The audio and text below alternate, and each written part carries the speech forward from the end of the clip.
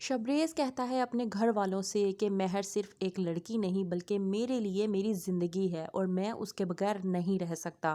شبریز کی یہ حالت دیکھ کر شبریز کی والدہ اسے کہتی ہیں کہ تم ایسا کرو کہ تم اس لڑکی سے جا کر کہو کہ اس نے جس سے شادی کر رکھی ہے وہ اس سے ڈیورس لے لے تاکہ ہم تمہاری اس سے شادی کروا سکیں۔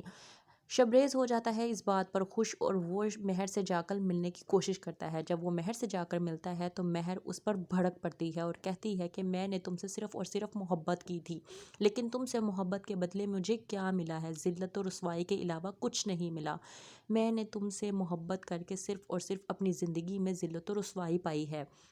شبریز مہر کو بہت زیادہ سمجھانے کی کوشش کرتا ہے۔ وہ اسے کہتا ہے کہ تم نے جس سے شادی کر رکھی ہے تم اس سے چھوڑ دو، تم کیوں نہیں سمجھتی میں تمہارے بغیر نہیں رہ سکتا، تم میرے لیے میری زندگی میری جان سے بڑھ کر ہو۔ لیکن مہر نہیں ہوتی شبریز کی بات کو ماننے کو تیار اور اس کو غصے میں آ کر کہہ دیتی ہے کہ میری شادی جس سے ہو چکی ہے میں اب اس سے اپنی شادی پوری طرح سے نبھاؤں گی اور تم اب میری زندگی میں کبھی نہیں آؤ گے، تم میری زندگی سے چلے جاؤ۔ شبریز غمزدہ اور افسردہ ہو کر مہر کے زندگی سے چلا جاتا ہے۔ وہ نہیں سمجھ پا رہا کہ وہ مہر کو کس طرح سے سمجھائے، لیکن وہ اپنے آپ کو سمجھانے کی اب کوشش کر رہا ہے۔